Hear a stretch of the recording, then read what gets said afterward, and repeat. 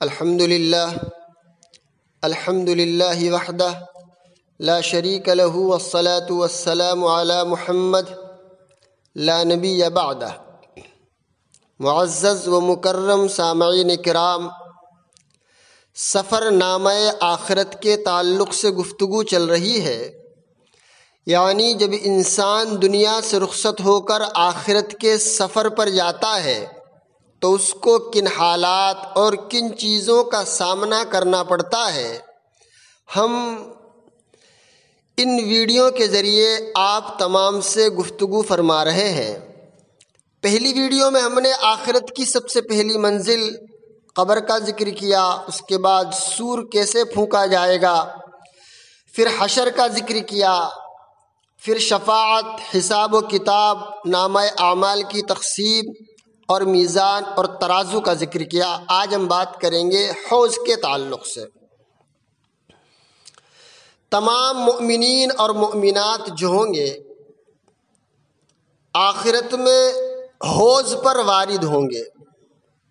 یہ حوض جو ہوگا، جو اس سے ایک بار پانی پی لے گا، اس کے بعد اس کو کبھی پیاس نہیں لگے گی، وہ کبھی پیاسا نہ ہوگا۔ ہر نبی کا ایک حوض ہوگا، اور سب سے بڑا جو حوض ہوگا وہ ہمارے نبی صلی اللہ علیہ وسلم کا ہوگا۔ اس کا جو پانی ہوگا وہ دودھ سے زیادہ سفید ہوگا، شہد سے زیادہ میٹھا ہوگا، اور مشک سے زیادہ خوشبودار ہوگا۔ اس کے جو پیالے ہوں گے سونے اور چاندی کے ہوں گے، ان کی جو کوانٹیٹی ہوگی، ان کی جو تعداد ہوگی پیالوں کی، وہ ستاروں کے برابر۔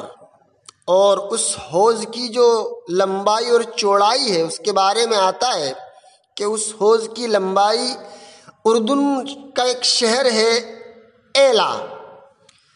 ایلا سے لے کر عدن تک ہوگی، اور اس کا جو پانی ہوگا، اللہ کے رسول صلی اللہ علیہ وسلم کے حوض کا جو پانی ہوگا وہ نہر کوثر سے آ رہا ہوگا۔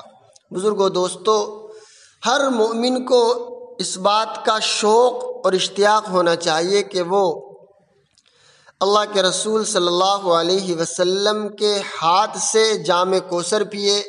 اس کے لیے تیاری کرے، موت سے پہلے موت کی تیاری کرے، قبر کی تیاری کرے، حشر کی تیاری کرے، ہر چیز کی تیاری کرے۔ دنیا مختصر ہے، آخرت کی زندگی لامحدود ہے، اس کی تیاری کرے۔ میں نے ایک ویڈیو میں بتایا تھا کہ انسان جب آخرت میں جائے گا تو یہ سمجھے گا کہ میں ایک ساعت کے لیے دنیا میں آیا تھا، یومن او بعض یوم، ایک دن یا اس سے کچھ کم میں دنیا میں رہا۔